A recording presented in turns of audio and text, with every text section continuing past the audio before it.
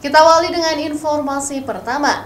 Saudara, Badan Pusat Statistik BPS Aceh melaporkan hasil sensus pertanian tahun 2023 di Aceh terjadi peningkatan dibandingkan dari hasil sensus pertanian tahun 2013 lalu. Potensi usaha pertanian di Aceh naik menjadi 826.176 unit. Angka ini meningkat sebesar 3,98% dibandingkan tahun 2013 yang tercatat sebanyak 794.479 unit. Selain peningkatan terjadi pada usaha pertanian sebesar 3,98%, potensi jumlah usaha pertanian perorangan atau UPT di Aceh juga mengalami peningkatan sebanyak 825.798 unit. Angka ini naik sebesar 3,97% dibandingkan dari tahun 2013 yang tercatat sebanyak 79.266 unit. Sementara jumlah perusahaan pertanian berbadan hukum atau UPB tercatat sebanyak 105 unit.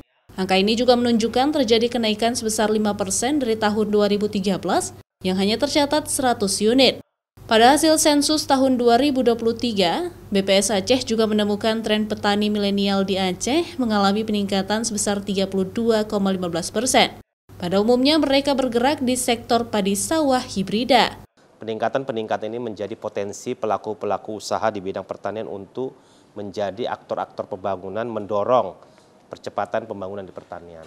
Itu yang bisa saya sampaikan. Dan yang menarik adalah dari data kami tercatat juga ada petani milenial juga sudah meningkat ya. Jadi dari catatan kami ada sebanyak sekitar 32,15% petani milenial, di mana pada umumnya itu bergerak di sektor padi sawah hibrida ya, dibanding yang lain sekitar 38,62%.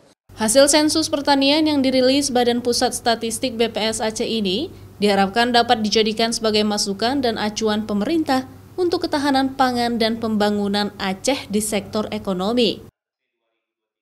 Raja Umar, Kompas TV, Banda Aceh.